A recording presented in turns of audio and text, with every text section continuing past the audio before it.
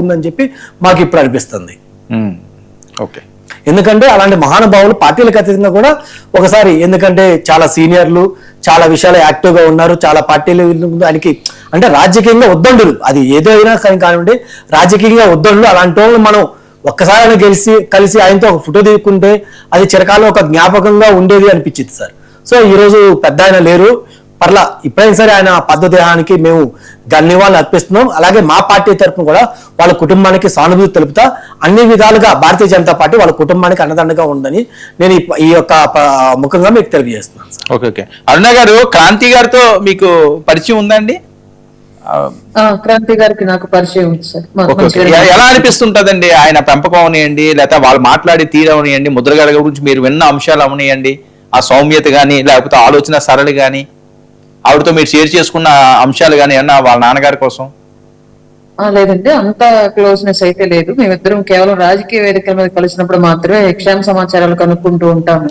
అలాగే ఆవిడ చాలా ఒబీడియంట్ గా ఉంటారు నాకు తెలిసినంత వరకు. మేబీ రాజకీయ బ్యాక్గ్రౌండ్ ఉన్నటువంటి ఫ్యామిలీస్ నుంచి వచ్చిన ఆవిడ కాబట్టి ఆవిడ కూడా సహజంగానే ఆ కుటుంబం నుంచి ఆ లక్షణాలు వస్తాయి కాబట్టి అలాంటివి నేను ఆవిడలో చూశాను.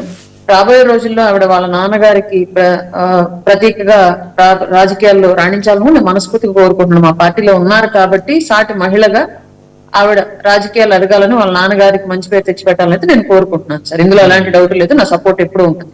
ఓకే శేఖర్, మీరు మాట్లాడినప్పుడు ఏ విషయాలు ఆయన మాట్లాడేవారండి? అంటే యువకులకి లేకపోతే కొత్తగా రాజకీయాల్లోకి వచ్చిన వాళ్ళకి, యంగ్స్టర్స్ కి ఆయన ఏమైనా సూచనలు ఇవ్వడం కానీ, ఆప్యాయంగా పలకరించడం, ఇంకా ఆయన ఇన్విటేషన్లు వేరే రకంగా ఉంటాయి, చాలా ప్రేమపూర్వకంగా ఉంటుంది, చిన్న పెద్ద అని చూడరు, అయ్యా అయ్యా అయ్యా అంటానే ఉంటారు ఆయన.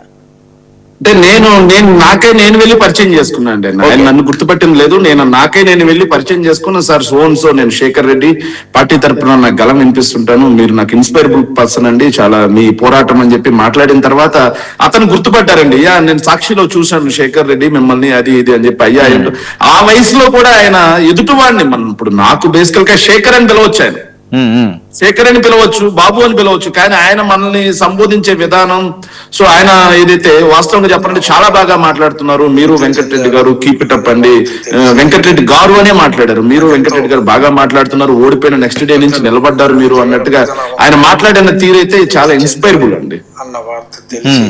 రైట్, ఒక్క నిమిషం అండి. రఘురామకృష్ణరాజు గారు, ముద్రగడ పద్మనాభం గారు మాట్లాడుతున్నారు. ముద్రగడ పద్మనాభం గారు మృతి చెందారు అన్న